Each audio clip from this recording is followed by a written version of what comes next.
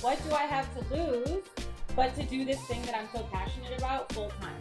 Felt like the universe was telling me, now boo, you're ready now. Like, figure it out now before you feel ready.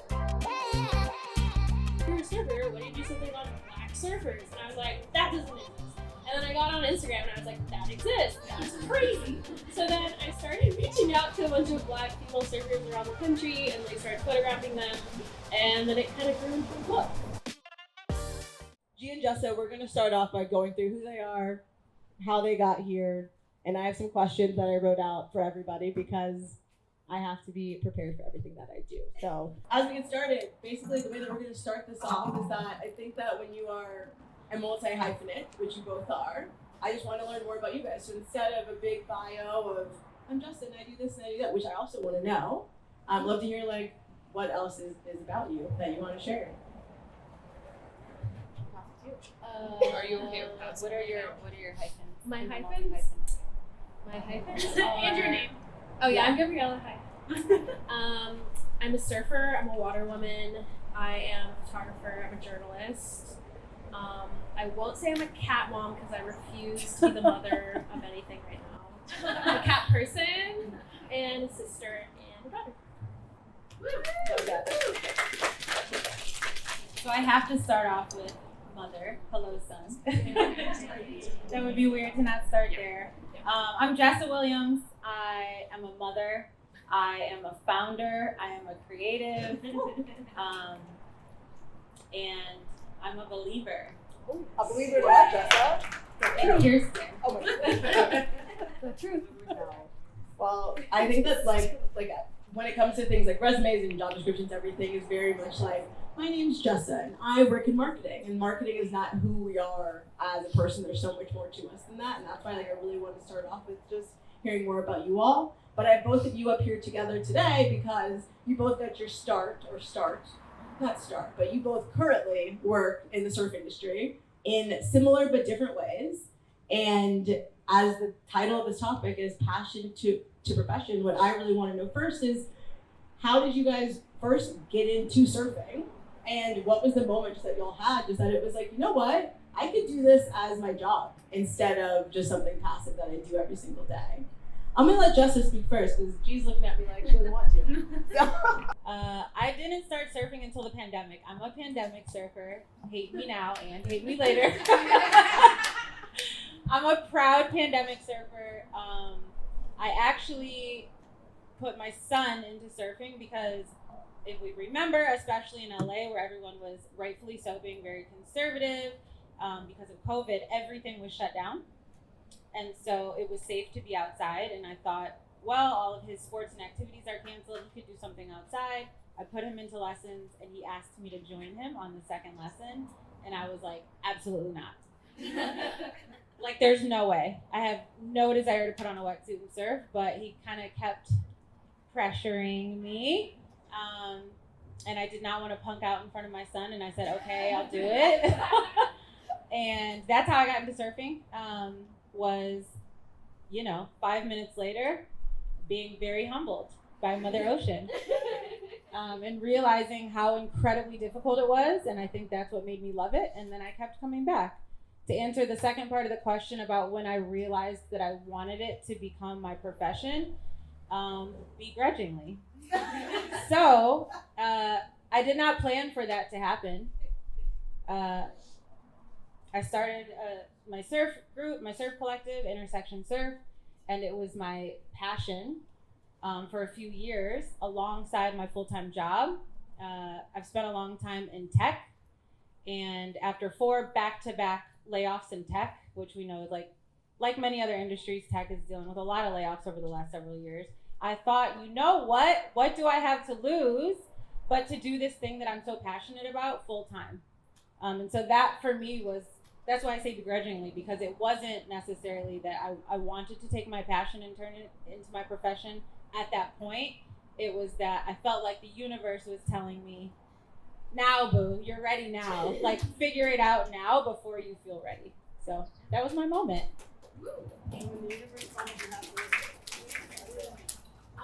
So I grew up in San Clemente, which if any of you guys surf, you know is very surfy and it's very white. So I think my first exposure to surfing was just through my neighbors. A lot of them were lifeguards, firefighters that also surfed, and also did a sport called outrigging, if anyone knows what that is, and which is a Hawaiian canoeing sport. So I grew up around a lot of watermen and women who just wanted to know the ocean and how it worked and be an expert in it. So that was always my goal. I was like, I want to be a water woman. I want to spearfish. I want to outrig, all that other stuff. And I started surfing when I was 8 years old. I learned at Griffin Colapinto's family's surf camp that now, I think Crosby was there. He was little. And I surfed on and off until I was 12. And I think being in San Clemente, it was just a lot of pressure, being a young Grom, just wanting to surf and have fun. And I stopped. And I think that being a young Black girl had a lot to do with it. I think just I internalized a lot of stuff that I didn't really understand at the time, and I also didn't really have a community at the time. It was literally just me and my mom, and occasionally my neighbor, and they didn't know. So, and then a couple years passed, I started getting into journalism, always wanting to return back to the ocean and do conservation stuff. I did outrigging. Fun fact, I'm actually an outrigger, I'm not a surfer. I would tear up an OC1 any day, but, so then I was in New York. I just finished my internship at the New York Times, and I felt really lost. And like, as a lot of photographers or creators know, you're like, I'm doing all this work for everyone, but no, what about me? And my boyfriend at the time was like, well, you're a surfer. Why don't you do something on Black surfers? And I was like, that doesn't exist. And then I got on Instagram, and I was like, that exists. That's crazy. So then I started reaching out to a bunch of Black female surfers around the country, and like started photographing them. And I'm a huge nerd of like action sports media, and I was like, I want to recreate this with film and 90s style and make it punk and weird.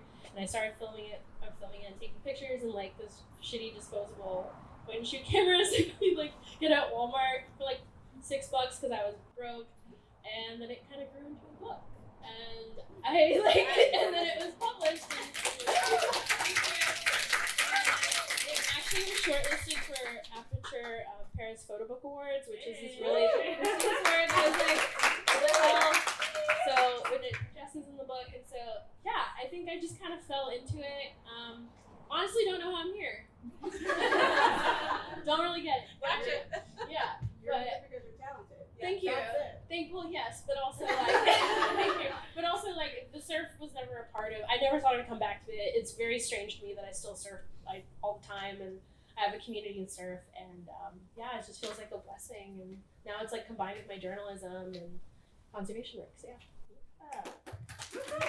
Something that I always think is a funny story now is that I saw one of your photos on the side of the Grove one day, and I took a picture of it because like this is before I knew you or anything about you, but I saw that, so like literally the side of the Grove we've all been there because this is LA again. Side of the Grove, there's this huge surf photo, and it just says Gabriella's name on it across the bottom. So I went online, I was like, this is a sick photo. Who took this? Looked her up online and was like, this is incredible. So I just want you to know just that like your work reaches beyond just your book or just beyond anything. It's inspiring people everywhere. So that's how you got to where you are. I know. That's not going to be captured on the sound, but that's okay.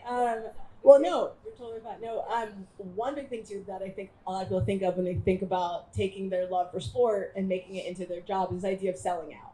You know, it's like, do you surf for the money? Do you surf for the fun? Do you surf because, like, you know, are you building a community to make money, or are you building a community to build a community? And I would like to know, this was not on the notes I sent over, so this is a new one. I would like to know a little bit about how you all navigate the waters. That is a pun I did not mean, but how do you navigate the waters of staying true to what's in your heart and why you got into it while also trying to be a professional woman in the world? I think for me, I'm always honest, and I'm always clear with what my intentions are, because at the end of the day, all I have is my integrity, and that's all I can really represent. So I just try to be really authentic in my storytelling and only really, I still work like even in commercial environments. I really try, like don't touch anything. I really like just let things play out as much as I can. And I just try to keep things as honest as possible. And I think people like that. I think they like honesty. They do. I agree with that. And I think nowadays where we're all living in like a world where we're so like connected through social media, we're a little like sick and tired of like the fake and the phony and the like the very put on best presentations of ourselves that exist on social media. So I agree with you, I guess, to piggyback off what you're saying. For me, it's just about, well, to be quite honest, like most of my career, like I haven't had the privilege of just showing up in every single room and like being myself, not my like true self, right? Whether it's like the way that you have to dress or like the way that you have to behave or the way that you have to talk. And so it is very easy for me to do that now that I have made my passion my profession, because it's me, right? There's nobody in the boardroom or in the meeting or on the Zoom call like checking me, telling me, or making me feel that I need to be any different. And I think that is really important for all of us to do, because when you make it not about you and you make it about others that are around you, like when you show up as your full self, it reminds everybody else and it gives maybe somebody else permission that they too should and can show up and be their full authentic self. And so, you know, that energy is like a reminder to other people, and in community work, it's always about other people. So it's important to do, but it's also easy to do. And it's easy if you are true to yourself. And I think just that's a piece that a few people miss, because having a community that trusts you and shows up for you and wants, like, who shows up for you. Like, I know that there is people here from Intrsxtn because they care about you. And that says a lot about who you are as a person and what you're building over there. And I think that for both of you, that's why you've probably seen such great success so far, is because people know what they're going to get when they're with you, and beyond that, they know that it's not only going to be good, but it's going to be honest, and it's going to be impactful in the end. So I as you know, I like to just gas up everybody because y'all are doing a lot of great work. But I know that we do have a lot of, or not a lot, but we have a few people here that are in, let's say, the early stages of their career, and that are really trying to learn new ways of, again, like making their love for whatever sport into their full-time job. And I was wondering if you guys have any, like, either a great story from kind of when you were younger and you were like, okay, I'm gonna do this all the time now. Like if it was taking photos on like a $6 Walmart camera, or if it was, you know, your first event and 3 people showed up and you were like, I can do this again and that's fine. Like, what are maybe some, let's say, challenges or just a great story of how you guys really realized just that this was for you, but it might not have seemed like that at the time?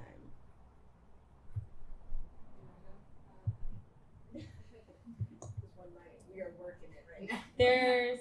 Well, I know we got 2 third-year college students over here from USC and NYU. Hello. I don't know if there's others here who, like Kirsten said, are early in their career, but to make this pointed to y'all who are, I don't really have a specific answer about that, but I do have a nugget about like early on in my career. This is a memory that I had like recently that I hadn't thought about in a long time.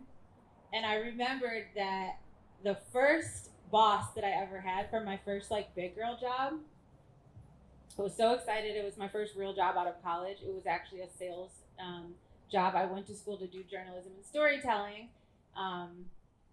but I ended up graduating and getting a sales job. And I remembered the other day that I don't remember the full context, but he said to me, yeah, I think maybe you were reaching a bit. He like said something to me like that was so rude. And as my full grown adult self now, that's like way further on in my career, I was like shocked even at the memory, like that I even allowed a person to talk to me like this, right? But my point of telling you that story is, although I can't even like identify with that memory now, that like I would be in a situation where someone at work would like, I think, be so demeaning, right? I think the nugget from that is that the only way to it, like, is through it, right? Like, it's not like while you're early in your career, like, you have to stand up for yourself and like shut someone down if they, you know, say something demeaning. That's not my message to you. My message to you is like, don't be afraid to start where you are and put yourself out there. Like, first of all, the job that I was doing, to be clear, was not a reach for me. I was excellent at it. To be clear, or I wouldn't have got the job. It was very competitive. But, even if it is a reach for you, reach. He should have been telling me, I think this is a reach for you and good thing you reached, you know? So like, that's what I would say to you if you're early in your career is like, don't let other people project their idea of a limitation for you on you at all. And so even if it is a reach, genuinely reach for it. I'm looking at the college students, okay? So I hope to hear back from anybody that is early on in their career that they saw something that was quite a reach and they reached. That would be my nugget for those who are early on.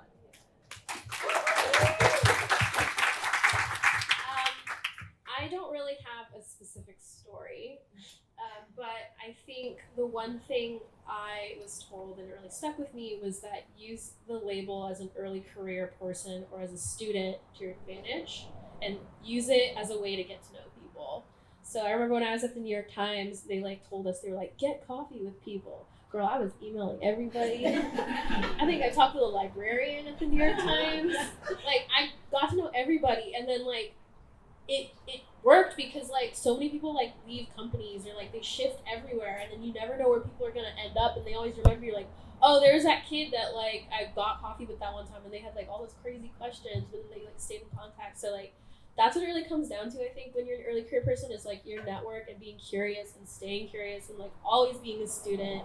And I think a lot of young photographers, we forget that photography is a craft. We have to know our craft, and be good at the technicals, and be good at storytelling, and just be passionate, and like whatever you're obsessed with in your brain, you can't get out of your brain, like do a story on that, because like everything's depressing. You should just work on stuff you like to do, like to play, and like so that's my tangent. And that's good. Like something that both of y'all said too is, it's funny, Steph always talks about play a lot, and how like that's really important in life, and something that I think a lot of people forget is that your job doesn't have to be terrible. Your job doesn't have to suck. You don't have to show up every day and hate what you do. And there's a lot of power in realizing that every single day and saying like, you know what, like, yeah, like if I work in finance, I may not love it, but is there something in this right now just that I can learn to love? And there's something just, and if any, or just learn, period. And then find something else and make your way out and figure out how you can start a women's surf collective in Los Angeles, California, instead of working for some loser who thinks that he knows something about you. I said it. It's okay. She didn't say it. I said it. It's fine. But like that's what I think all of this is all about, is that your passion doesn't have to start off as your job, but it's something that I think a lot of people find throughout those bad jobs and those bad moments. It's, you know, you realize like, okay, I don't really love this, but I love that. So how do I then pivot that?